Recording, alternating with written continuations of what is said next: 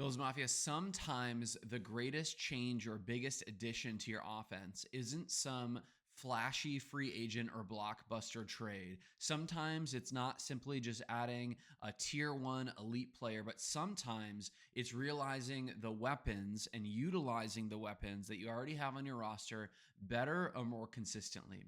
This is where I think for the Buffalo Bills this upcoming year in 2025, we might have the most deadly duo, the best tandem of tight ends in the NFL with Dalton Kincaid and Dawson Knox. Two players who, if unleashed in 2025, could raise the bar for this offense and completely change the way how defenses try to prepare for Josh Allen.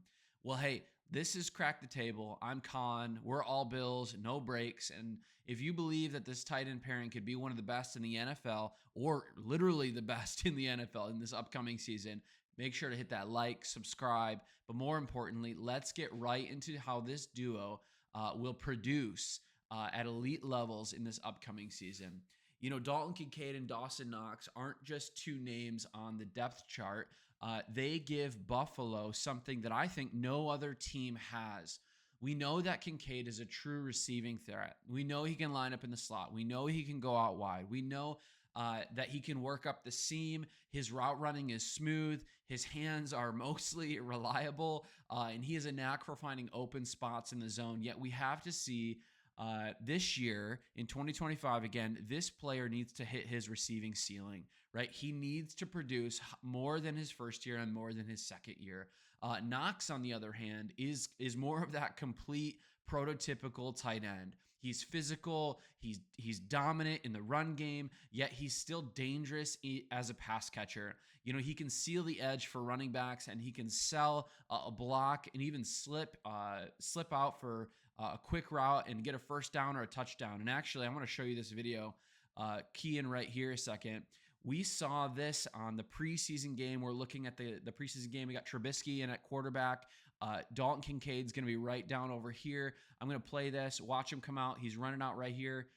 Or sorry, this is Dawson Knox, not Dalton Kincaid. He just comes right in for the touchdown. Let's watch this again. It's going to reset here in a second.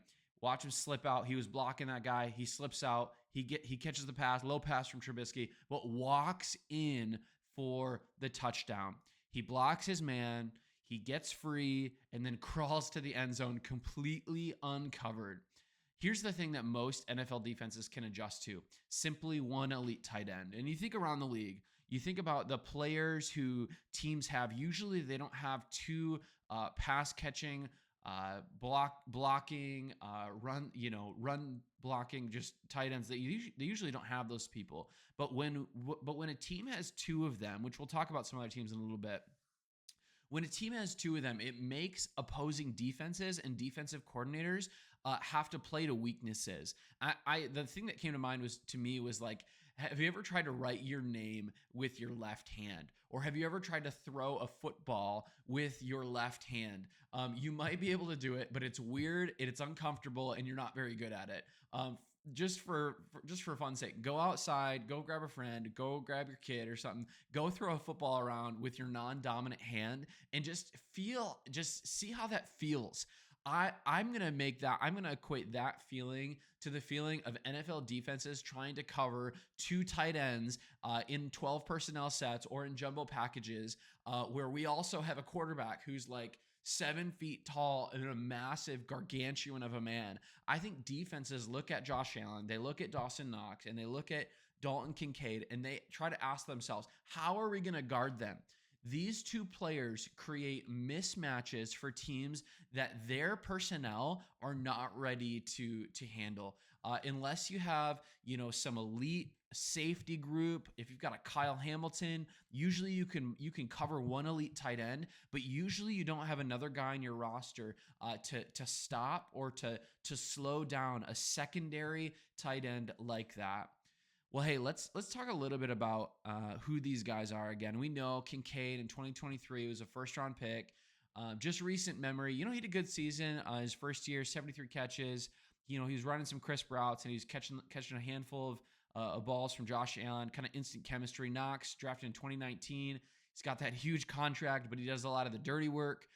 He blocks in space. He absorbs hits over the middle of the field. He finds a way to be the relief valve time and time again for Josh Allen. Together, one of them, Kincaid, is kind of that finesse route runner, and the other one, Knox, is a little bit more of that has that heavy physicality, and few defenses can stop both when they're both on the field.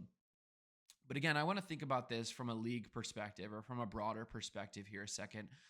Let's be honest. In the NFL, there's a lot of really good tight end duos. There was 3 that really came to mind quickly. But the first one was Mark Andrews and Isaiah Likely. I think this tight end duo is probably the most comparable to ours.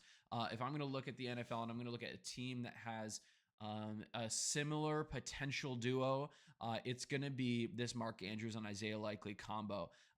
We know that Isaiah Likely's hurt right now, probably not going to be starting the NFL season with his lower leg injury. But another one that comes to mind is the Sam Laporta and Brock Wright team on Detroit. Brock Wright's pretty underrated. But also Kansas City with Travis Kelce and Noah Gray. Travis is getting older, usually only shows up for the playoffs. But with all that being said, note how each of these 3 teams are upper level playoff seeds from this past season. The good tight end usage is usually a sign that a coaching staff is using its personnel well against the defensive personnel of the opposing team. And I think that's exactly what we want to see and we want to do with Dalton Kincaid and with Dawson Knox in this upcoming 2025 season. But here's the difference, I think, between those 2 teams and our team is they usually have 1 star player and 1 role player. But I think the Buffalo Deadly duo here of Dalton Kincaid, Dawson Knox is a legitimate threat each and every time they get on the field in the over the middle of the field with blocking, running through the seam, whatever it might be, whatever kind of route they might run, whatever kind of setup they might be in. That's where they are in a category of themselves. Two reliable tight ends kind of changes everything for Josh Allen in this offense. Instead of forcing deep shots into double coverage, Josh Allen can hit Kincaid in stride in a 12-yard seam route, right? Or dump it to Kincaid underneath for a safe game, just like we saw in the preseason with what Mitch Trubisky did. Again, what does that do though? It ultimately amplifies our entire offense because it makes defenses have to adjust to either man coverage on them or either zone coverage. There's going to be times this year when Josh Allen throws a pass out to Dawson Knox or to Dalton Kincaid, and there is going to be a defensive end covering them because of the way that the defense tried to scheme up that package. That is a mismatch for days. That means that there's going to be fewer hits, fewer risky throws, and more sustained drives that end in touchdowns. Again, in the playoffs, when weather's a factor, when crowd noise is a factor, and there's tight coverage all around, having 2 big, dependable tight ends who can make the difference between going home or moving on, like they are going to be absolutely essential down the stretch for us. And we know with Stephon Diggs gone for a while, we've got this all right receiver room with Shakir, with Coleman, with Palmer, with Curtis Samuel. Whether he's going to be on the team in the week 1, we'll see if we cut him to make more cap room. That's kind of my prediction. But we don't have this like alpha receiver. We don't have this Jamar Chase or Justin Jefferson on our roster. But what we do have is 2 tier 1, 1A, 1B tight ends who can pull defenses inside, which ultimately opens up receivers on the outside because they're going to be pressed to make more man coverage. The defensive scheme will have to be. And so when safeties creep down and when linebackers hesitate, suddenly Keon Coleman's going for a fade route on one-on-one, or Shakir's slot work gets way more open and way more space. Again, this duo themselves doesn't just make more catches, they make work easier for other guys all over the rest of the field.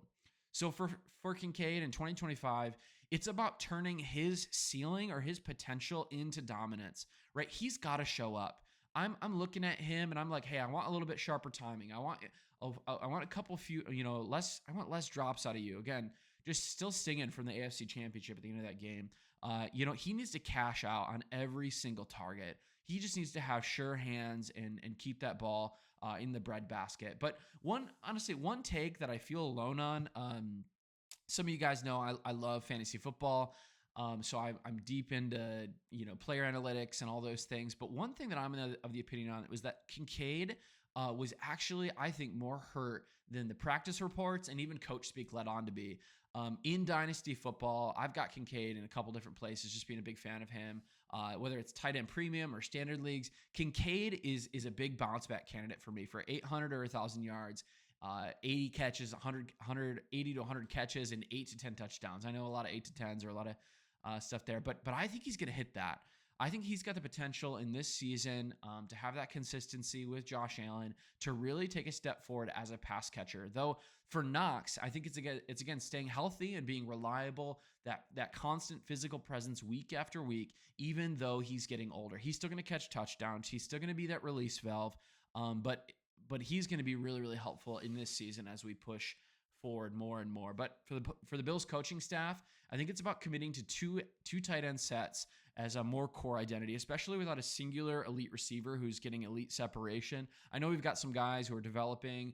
I'm Josh Palmer, Coleman, or even Shakir, like they're going to get some separation. They're going to get some good play time. They're going to have some good stats this year. Everybody eats. We all know that.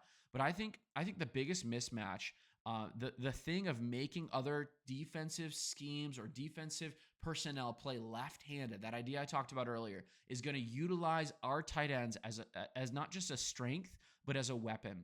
So if these guys are both healthy, Buffalo, I think, could have the best tight end duo in the NFL, not just from a receiving standpoint, but also from a blocking standpoint as well. A mismatch factory that can thrive in any situation, any weather, any opponent. And so, as we close, Bills Mafia, these tight ends have the talent and opportunity to redefine the Buffalo Bills 2025 offensive season. And so if the Bills fully unlock them, if the coaching scheme uses them as the mismatch that they are created to be, this deadly duo could be the thing that finally puts us in the ship to win the Lombardi at the end of the year. This is Crack the Table. I'm Colin. I'll see you tomorrow.